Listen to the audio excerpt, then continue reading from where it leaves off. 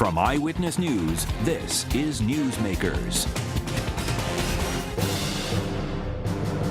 From the ashes of the failed state pension settlement negotiations emerges what will likely be a lengthy and expensive trial. This week, a victory for the unions. As WPRI.com first reported, Superior Court Judge Sarah Taft Carter denied the state's request to dismiss the union complaint, stating there is an implied contract between the state and its employees over pension benefits. This week, we explain the significance of that ruling and what it means going forward, and debate the political fallout for campaign 2014. Our guest on Newsmakers, Executive Director of Teachers Union NEA Rhode Island, Robert Walsh. Welcome to Newsmakers. I'm Tim White. Joining me on the program, WPRI.com reporter Ted Nesi. Gentlemen, good morning, and Bob, welcome back to the show. It's really good to have you. Thank you. It's good to be back. First, I want to note that we did invite someone from the state to join us on the program. We're going to be talking a lot about pensions. We asked both the administration and the General Treasurer's office, and they both declined. Now, Bob, don't leave when I say this, but there is from my understanding, still a gag or somewhat of a gag order still in place. So what are you doing here? Yeah, well, I think there's a lot to talk about on pensions that we can talk about. The gag order still is in place for what happened, the specific back and forth and mediation, right down to where we met and how often we met. But clearly the product of the mediation was a public document. The proposed legislation was public. Others have made pretty significant comments, and now that we're going already back in court and going forward, all of that's fair game. So I think we can fill the time quite well. All right, well, let's start with this. The pension settlement collapsed because the police union voted it down. 18 months of mediation, all that time, money, countless hours, 240 votes, right? Tanked it. Was the settlement structured incorrectly, where 1% of the voters could sink the entire ship? In hindsight, should it have been a majority vote? Well, I think that each one of those groups had a different community of interest, and clearly the state had an interest in, up or down and avoiding court entirely. And if any one of the groups had opted out, they had the potential for going to court, and we couldn't bind others. I'm disappointed. I was hoping we'd move forward to the second round of voting and to the legislative process and get this resolved once and for all. But was that structure a mistake? 1%?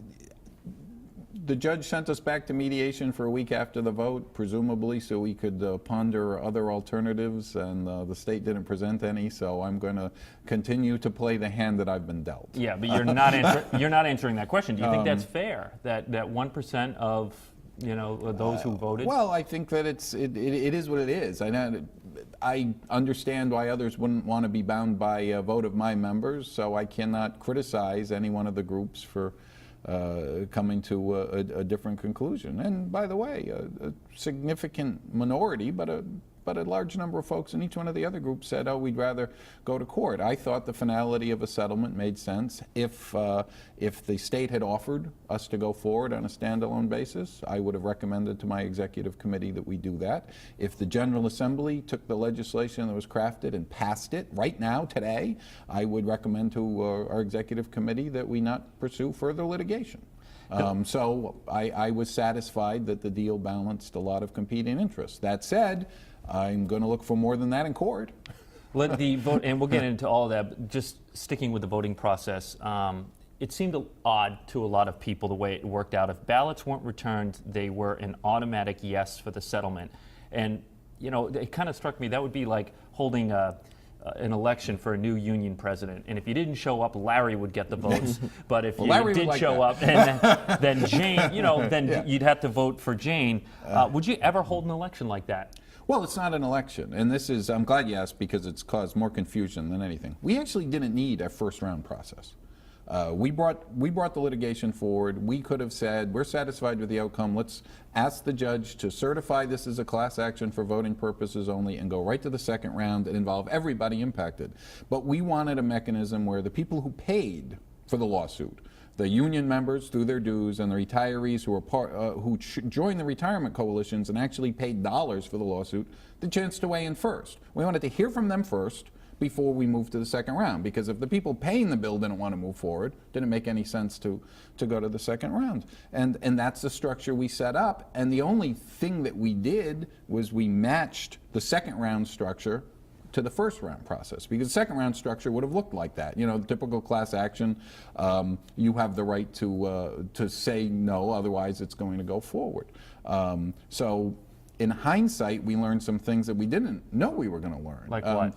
The retirement board does not update employee addresses unilaterally in talking to the employer. So you're referencing some of the mistakes where ballots went to the wrong houses. You're putting that on the state. And it turned out, I'd say it was something we learned about communication. State employees, obviously, not obviously, but the computer systems talk to each other, and anyone who's retired, you know, just by interacting with the retirement system more recently, those addresses were pretty good. But when you go and change your address or change your name if you get married with your local school district, that information is not updated in the state's records. Now, we had better information from union records, so we could provide supplementary addresses. So most of the vast majority of folks who were supposed to get a ballot did indeed get a ballot, despite some of the commentary that was going on out there. But it turned out the accidental learnings of the first round of the process were things that are very technical in nature. We would have been well positioned to go into the second round, having learned what we learned. And in fact, in the column I wrote for our newsline that's going out next week, I say, hey, check the retirement board website, go on to your account, make sure they have accurate address information for you. Most people don't interact with it until they're thinking about retirement. And they should also, by the way, give state workers and teachers and municipal employees more than one meeting. You call the retirement board, they say you can only have one meeting before you retire. Well, people's circumstances change. That's something we'll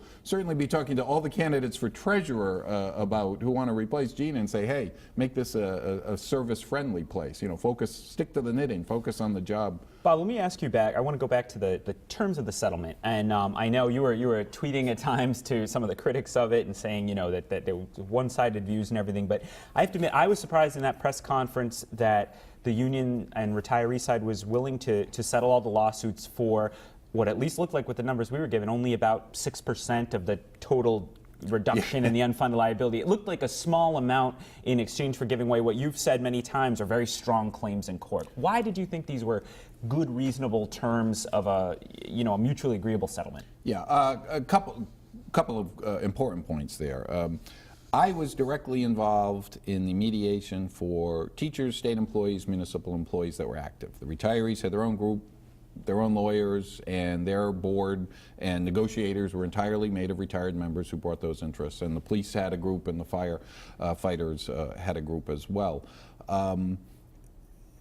Again, without getting into violating the gag order of mediation, until the retirees figured out what their lay of the land looked like, none of the rest of us really could do a heck of a lot, because that's where most of the money was. After the retirees came to a settlement, then the rest of things fall into place. The thing that it's so hard for our members to get their arms around, winning the contract argument, which, as you know, since day one, I have always said we were going to win in court, and we just won again in court on that argument, is only the first step in the process. We're also going to win the argument, was the contract substantially impaired? Clearly it was. You can't brag about $4 billion in savings. But that's where things get tricky. Then the state has to win the argument there was an important government purpose. Assuming for the sake of argument they would win that, then we get to what are more reasonable alternatives, and also in that argument, what do contractual rights mean? For the retirees who have fully performed and have the greatest number of arguments on the contractual right and the full performance, that was driving the boat for everyone else. Once they settled, then we could figure out the first thing that obviously, and again, this was in the settlement agreement, everything that the retirees got also applied to all actives. The courts may or may not say that. So that was an important win. Remember, I understand why the other side of this said, oh, well, we managed to preserve most of the savings. You know, my side of it says retirees, and I commend them for their part of the settlement because they saw that they were putting $10 million into people's pockets right away that wasn't going to be there, and another $10 million the next year because that up to $500 is cumulative, and then another $10 million they weren't going to see next year, and then $20 million in the fourth year where it would have been $10 million before, and so on and so forth and rolling forward. That's real money, and real money in people's pockets. If the litigation was going to last 3 or 4 or 5 years between appeals and sorting it out, and we were going to end up in the General Assembly anyway, I thought that was not a perfect solution, because ideally we would have asked for everything back, and that's not hard to figure out. Our starting position is restore everything. So you think it could potentially take 5 years before the dust settles on all this? You never know. I mean, 5 years from now, or cumulatively? Well, cumulatively, there's been some time already invested in it, but either side's going to appeal. We've already won on the contractual issue. Some folks think that maybe the smart thing to do is to let them take that first part of the ruling up to the Supreme Court, because Gina told everyone, oh, we're going to win in the contract issue, they don't have any rights at all. And we keep saying, no, we have contractual rights. We have a contractual basis. Well, you keep saying we're going to win because we think it's non-constitutional. So that why not? But remember, once we win on the contract, assuming the state can prove a greater government purpose for doing some savings, then we have to prove there's a more reasonable solution. Well, we can't specifically use the deal to say there's something more reasonable, but obviously for anybody who's paid attention, which is pretty much everybody in Rhode Island, there was a more reasonable deal. The state already agreed to one. This may not be the one that ends up at the end of the court proceedings, but we've already effectively proven there was a better way to do this that put more money in people's pockets. But one thing that you're saying here too is a message, it sounds like, to the retirees and the workers, which is it's you don't see them, the talk in the Journal editorial pages, it's going to be a catastrophe because they just want to go right back, all $4 billion back, plus damages or whatever else will come. I don't know. It's possible. But you're saying you don't think that's a feasible end result of all this at the other end, that the state will give back everything that was originally promised in the pre-11 or even pre-09 pension system? I think it's unlikely that $4 billion is going to come back. Look at Detroit. Detroit was a much worse situation than we were in, and right now, in this week, we're taping this show. The grand bargain has been announced, but I'll tell you a lot of differences in that grand bargain in Detroit. The business community, the foundations, the Detroit Museum of Art, everybody stepped up and said, it's wrong that these were cut, and we're going to participate in putting money back in the system. So you anticipate the $4 billion to come back. Are you okay with that? Does that make you happy? Which part? That all of it doesn't come back? No, it doesn't make me happy. I mean, I think these, our folks had real specific rights to this. I might have heard you wrong here, but are you saying that you anticipate once this goes all the way through the state Supreme Court that the entire law will be struck down and we're going to be back to? We're going to be back. We're going to be back in the General Assembly looking for that more reasonable alternative. That could go two ways. And what is that? And I'm not a soothsayer in how the courts would ultimately rule on this. One of two things ultimately could happen in my win scenario. One, they'll say full restoration for the stub period from when the law was passed till the day they issued the decision, but realizing that they're not going to be able to go forward on that basis forever, and then the legislature gets to craft something that's more reasonable. So another pension reform process. Another pension reform. Or two, they simply say, hey, the union proved its case, there were more reasonable alternatives, we either remand this back down to the Superior Court for findings consistent with that, or advise the legislature to come up with findings consistent with that so they don't have to. I don't know if this is going to be Boston Judge Garrity redrawing the busing lines himself, if you remember, the 1970s, or if this is going to, sorry, I do, you guys don't. I've read about it. You read about it in history, you learned it in school. Or if this is going to be a situation where it kicks right back to the General Assembly and says there were more reasonable alternatives. But I'm telling you, we've already proven there were more reasonable alternatives, and we've won on the implied contract, so let's get this done. Because we're up against a break. When do you think this will be over? Well, anywhere from as quickly as good minds come together to come up with a settlement before it goes all the way through court, a different settlement than the one we crafted, I suppose, or 3 to 5 years after a lot of court proceedings. The running joke is no one was happier that the settlement collapsed into lawyers. Yes, that's going to cost a lot of money. Yeah, absolutely. And it's already cost a lot. Real quick, again, we have to go to a break, but how are these legal fees being paid if the unions win? Do taxpayers have to foot the bill? Well, the taxpayers are already footing the bill on the state side. We're footing the bill on our side. I just mean for all of it. Damages? Damages, yeah. No, I like that concept. Okay, I'll have great. to. Good suggestion. Let's add that to the bill. So $4 billion plus a couple of million. Well, we have a lot to talk about when we come back. The gubernatorial race, Clay Pell, of course. We're going to get into some education legislation that is out there. Our guest this week is Robert Walsh, the executive director of NEA Rhode Island. You're watching Newsmakers. Stay with us.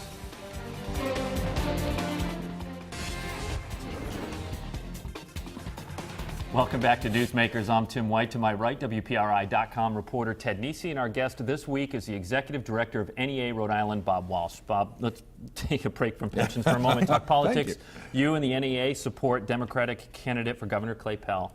The overwhelming school of thought is his entering the race helps Treasurer Gina Raimondo, who is, I'm assuming, not the person you'd want to see win. Is this backfiring? Supporting Clay Pell? I think that Clay Pell is going to win the Democratic primary and then beat Ken Block, who I think is going to win the Republican primary in the general election. How do you see Pell winning? The poll numbers aren't great. He's had a rough beginning. The poll numbers in April for a relatively new candidate seem meaningless. So why do candidates fall then? The two meaning to inform their message and move things forward. If I was Angel or Gina, who are phenomenally well-known statewide, and each sitting at about 30% in the polls, give or take, neither one of them has broken out. Clay's, listen, what is he, mid-teens or something right now? But he hasn't spent a dime on advertising or done anything else. He's getting out there, meeting people. When he meets people, he converts them to his cause and his message. I'm absolutely convinced that his path to victory, assuming what's Joe Fleming say? We're going to have 140,000 voters in the Democratic primary, more or less. I think Clay Pell's good for 40% of that, 56,000 votes and wins. I mean, our organization alone represents almost 12,000 people, householded. That's access to almost 25,000 voters right there. United Nurses and Allied Professionals has got 6,000 members. Add that to the total. Right now, you're marketing to a good piece of the Democratic primary. That doesn't mean we're monolithic or all our members are going to necessarily vote for him. That assumes every one of them is going to vote for Clay Pell. Doesn't mean it at all, but it's a heck of a start. He's got Victor Capion from Providence. He's got Mayor Policina from Johnston, and a growing legions of support. I'm watching it grow. And yet there's this big, the talk is he going to drop out of the race? Well, I hear one talk radio host and one reporter keep asking that question over and over again and trying to drive it. I hear, yoo-hoo, is he going to drop out? And I don't think that's going to be the case. I've done a lot of campaigns, as you well know. If we were sitting here 2 years ago, you were saying, oh, poor David Cicilline's not going to win. He won by 12 points. If I was sitting here 4 years ago, you said Link Chafee doesn't have a chance as an independent. We were with him, and we won with 36% of the vote. I'm not sure that I ever said that. That's right. No. Others might say that. I just want to be clear. People didn't think that Sheldon Whitehouse was going to beat Link Chafee in the election for Senate. Yeah, but you know what? We had David Cicilline up in the polls. It might have only been by a little bit. Certainly wasn't 12%. I can tell you that even David Cicilline's people didn't see a double-digit victory there. Clay Pell is not even David Cicilline in those polls. It's April. Okay. Oh, well, you have a choice. You can bet with me or bet against me. Bob, I have a question about the union movement in politics, and you kind of alluded to it there. Gina Raimondo has announced 6 private sector union endorsements so far. Now, George Nee, AFL-CIO, are famous for saying there's no division inside the union movement. We're one group, solidarity. But are you disappointed to see private sector unions backing someone who is so disliked by many of your members for what happened with the pension system? Well, I have a mechanism to privately express my disappointment within the House of Labor, and rest assured that I have done so. I think that when we look at candidates we endorse, we look for folks who are good for the entire labor movement. I cannot criticize anyone else's internal process, but I can work pretty hard to prove that my candidate is better for all of labor. I think the problem that we're going to have with Gina, if she managed to squeak out the Democratic nomination, is it'd be very hard to convince our folks to vote for her. She's going to have raised in this first quarter alone $1.1 or $1.2 million. Angel will raise half that, maybe 500, 550,000 in the quarter that just ended. But money matters up to a point, and then the ground troops matter. So then, who are they going to vote for if your prediction is right? Ken Block wins. You see them voting for Ken Block? I don't see them voting for Gina Raimondo, and I think that should give anyone who wants to get a Democrat-elected governor pause. And I don't understand the long-term strategy of supporting someone who can't win in the end game because a big block of labor union voters are so upset. So, everyone has a right to keep their own counsel on these things, but everyone has the right to change their mind too. So we have so much we want to get to, and we're already running short of time. I have to ask, what was your reaction to the raids on House Speaker Gordon Fox? You've known him for a long time. I have known politics. him for a long time. I've known him for a very long time. I was. There were no charges filed, so let me acknowledge that. It's just a very frustrating and disappointing thing. I will say this though, let this message go loud and forth. If something was done wrong, we have a U.S. attorney, and we have the FBI, and we have the IRS, and we have the state police. So folks who say, "Oh, we need more reform," well, we have a mechanism for punishing and going after folks who do stuff wrong, and so that you mechanism don't support is in the place. ethics commission. Sounds like Well, I don't think. I think the people who are saying, "Oh, well, we need to beef up the ethics commission." No, I think that the system seems to work just fine if people are doing something wrong. How does that one compare? I mean, look, no offense, but you're no spring chicken in politics. How does this one stack up to other investigations that you've seen? Plunder Dome, Dupree, things like that. I think that there were some rumors with increasing frequency leading up to the actual raid. I think that. So you saw this coming? I didn't see a raid coming because you never know how they do it. I think the folks who, with background expertise, are pondering, who else is in the mix. Usually in federal situations, you pick someone and then work your way up or down or sideways to see what else was going on. So it was interesting how it played out. Just very frustrating. I mean, like as you said, I've known Gordon for a long time. I'm heartbroken about it. Let me ask you, new speaker now.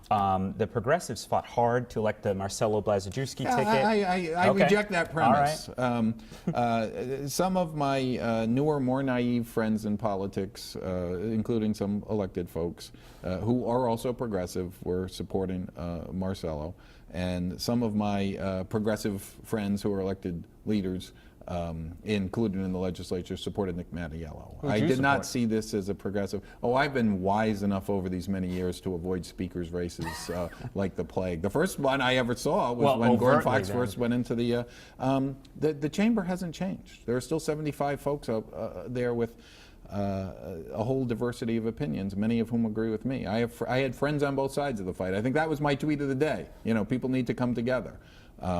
I think, the nice thing about speakers' races, it's the one who's politically savvy enough to put together the votes. Nick got 61 votes in the final analysis, including dividing up the Republicans. You that was reject brilliant. this idea that progressives lost that race and Nick Mattiello is not a good speaker for progressive causes. I mean, Doreen Costa on judiciary.